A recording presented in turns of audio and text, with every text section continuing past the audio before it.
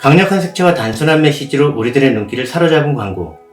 두 남녀를 그림 같은 이미지로 표현한 습광고는 현대인의 고독을 포착한 대가 에드워드 호퍼의 그림을 모티브로 제작되었습니다. 안녕하세요. M종의 그림 홍익대학교 홍인숙 교수님과 함께하고 있습니다. 에드워드 호퍼가 1940년에 그린 밤의 사무실이란 그림입니다. 신세계 습광고가 이 그림을 오마주했다고 하는데요. 100년 전 그림인데도 불구하고 완전 뉴욕 느낌 물씬 나고요. 촌스럽지 않고 세련돼 보입니다. 네, 촌스럽지 않고 세련돼 보이는 느낌을 주는 이유는 이런 그림이 주는 감정 자체가 현대적인 느낌이기 때문이 아닐까 그렇게 생각이 드는데요. 호퍼는 미국 사실주의의 대가라고 불리는 화가입니다. 그는 대도시에 사는 현대인의 고독, 단절감, 소외감 이런 것들을 주로 표현했던 화가인데요.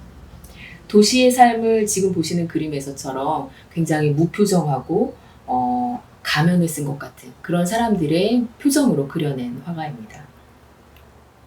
에드워드 호퍼는 1882년 뉴욕에서 태어났고요. 찐 뉴요커죠. 어렸을 때부터 미술에 천재적인 재능이 있었다고 합니다. 유명한 선생님들에게 그림을 배웠고 1906년 24세의 경에 파리로 여행을 떠났습니다. 파리에서 약 1년 보내면서 그림 공부를 했다는데요. 미국으로 돌아온 호퍼는 뉴욕에서 거의 20년 동안 잡지와 광고 일러스트레이터로 일했습니다. 호퍼는 1923년 41세에 더 캣봇이라는 제목의 애칭으로 시카고 애처스 협회의 로건상과 W.A. 브라이언상을 받았습니다. 이때 평생의 동반자 조세핀을 만나 결혼을 하게 됩니다. 이 여자도 화가였는데 호퍼의 재능을 발견하고는 평생 그를 서포트하는 것에 시간을 보냅니다. 더 캣봇입니다. 도시를 그릴 때와는 완전 다르게 역동적인 그림인데요. 에드워드 호퍼의 인생이 조금은 짐작이 갑니다. 어렸을 때 천재 소리 들었죠? 20대 때는 파리 유학도 다녀왔죠? 그런데 40살 때까지 20년 동안 일러스트레이터를 했어요. 그 당시 일러스트레이터는 그 잡지, 그림 그리고 사파 그리고 그러는 거였더라고요. 그러다가 자신의 재능을 딱 알아봐준 여자랑 결혼을 한 건데 그 여자는 자신의 인생을, 자기의 예술을 포기했어. 그리고 호퍼의 재능이 꽃 피울 수 있도록 헌신을 합니다. 힘들었을 것 같아요. 힘들었을 것 같아요. 1927년 오토매트라는 작품입니다. 이 그림은 밤에 음식 자동 판매기 옆에 앉아있는 외로운 여성을 그렸는데요. 호퍼가 집착했던 주제인 고독과 소외에 대한 아름답지만 우울한 묘사를 보여줍니다. 1927년에 자판기가 있었다고요? 100년 전 뉴욕은 요즘과 큰 차이가 안 나네요. 그런데 그림 속에 자판기는 어디에 있죠? 1929년 찹스웨이라는 그림입니다. 중국 식당의 테이블에서 대화를 나누는 두 여성을 묘사했는데요. 우리가 알고 있는 중국 음식점은 시끌벅적하고 활기 넘치는 모습인데 그림 속의 중국 음식점은 차분한 모습입니다. 뒤쪽에 큰 창으로는 도시의 모습이 보입니다. 찹스웨이라는 제목은 미국식 중국 요리라고 하는데요. 이 그림은 2018년 크리스티 경매에서 9,200만 달러에 팔렸습니다. 에드워드 호퍼의 그림 중에서 가장 비싸게 팔린 그림이죠. 찹쉐가 뭔지 알아요? 한국말로 잡채고요. 그게 이제 영어식 발음으로 하면 찹쉐가 됩니다. 진짜? 잡채, 찹쉐. 이렇게 가까이서 보니까 의외로 괜찮은데요? 더 멋있어요. 여기 이 여자분 초록색 옷을 입은 여자의 표정이 약간 굉장히 차갑게 푸른색, 초록색 이렇게 묘사가 되어 있는데 너무 세련됐고요. 근데 굉장히 막 마네킹 같은데도 굉장히 세련되고 눈길을 끌어요. 여기 SUEY 찹쉐이 쉐이, 위에 찹이 있겠네요? 찹 있겠네요. 뉴욕에 실제 있는 식당일까요? 이 에드워드 호퍼 팬들이 그림을 보고 그런 놀이를 해요. 어느 골목인지 찾기, 어떤 식당인지 찾기 못 찾았대요. 왜냐하면요, 생각해보면 그럴 것 같아요. 식당 이름이 잡채, 식당 이름이 찹스웨이면 좀 이상하지 않아요? 이 그림은 1930년 이른 일요일 아침이라는 그림입니다. 2층의 건물을 그리고 있는데요. 거리에 사람이 아무도 없고 1층에 보이는 상점의 윈도우 안에도 아무도 보이지 않습니다.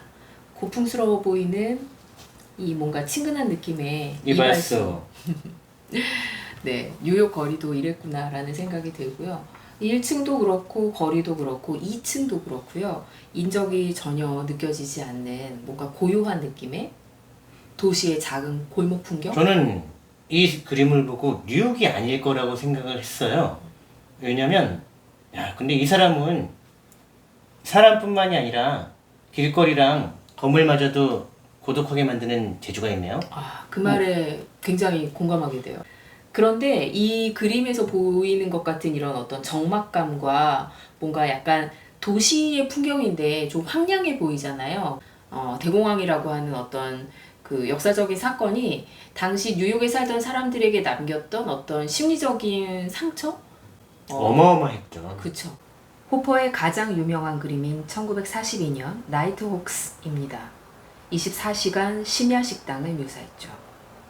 이 그림에는 강렬한 노란 조명과 창밖의 진한 어둠이 드라마틱한 대조를 보여줍니다. 차갑게 텅 비어 보이는 가게 안에 네 사람이 모두 각자 고립된 느낌입니다.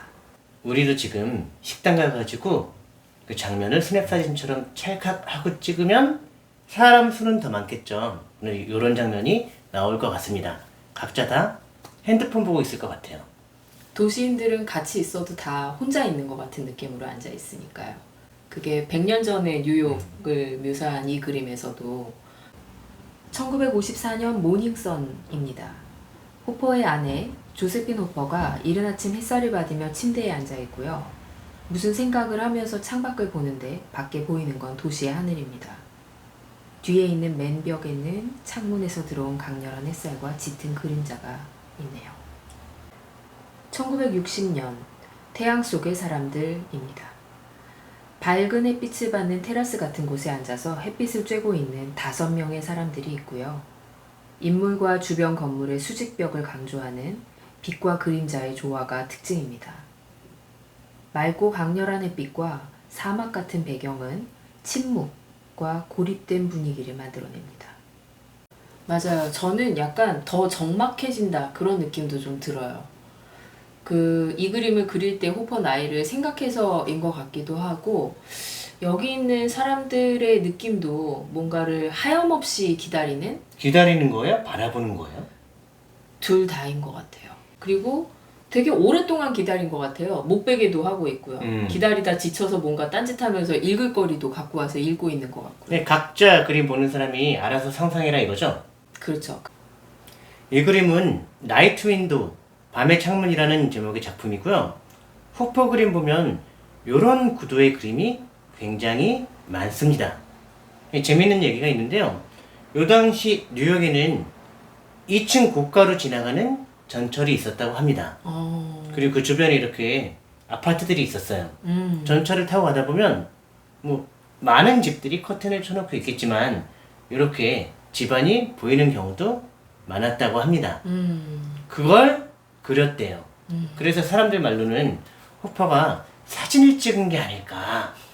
잠깐 보고 그걸 어떻게 그려. 뭐 그런 추측을 하는 사람들도 있습니다. 그거 요즘으로 치면 완전 도찰인데. 맞아요. 그죠?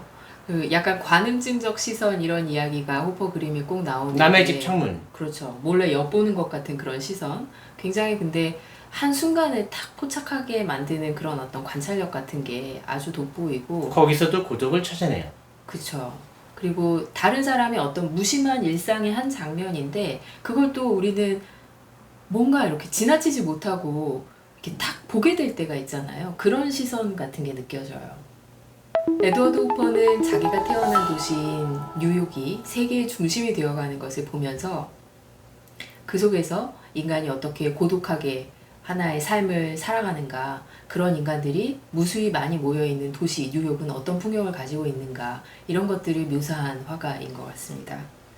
차갑고 건조한 감성 속에 뭔가를 상상하게 만드는 희한한 이야기꾼이라는 생각도 들었습니다.